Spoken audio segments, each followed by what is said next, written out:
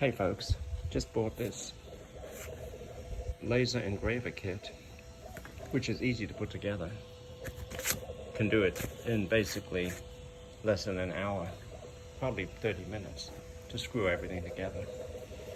This one interfaces with a laptop and it uses standard open source software. In this case, Laser GBRL, which is free to run it. And there are updates of that software that are on there regularly. So I screwed the thing together. It connects to your PC via a USB, and it's powered. It's got its own little power adapter right there. And I've got it right now burning something that I pulled up on the internet. This is the Bear Bears. Wanted to see how this came out on a piece of wood. It's very easy to set up, and it has presets, so you can burn onto just regular solid wood, leather, like plexiglass, even metal with this thing. And this one's rated at 15 watts. The actual output is probably more like 5.5 watts. And there's the company that makes it. I actually got this one from overseas by eBay. And the shipping was pretty fast. It took me about a week to get it and 30 minutes to set it up. And here's my laptop running the program.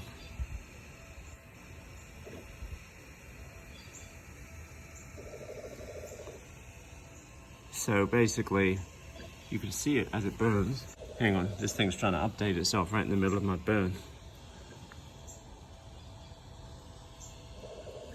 So it's fairly hard to see that screen, but you can just barely make out the Bear Bears here. I've got 3 of them next to each other. And you can set the amount of power. This has pulse width modulation. So you can set the amount of power that it burns with. You can set the timing, so if it moves slower, it's going to burn deeper. This is set at 3,000 millimeters per minute, so it's burning fairly fast. And it's been going just for a few minutes.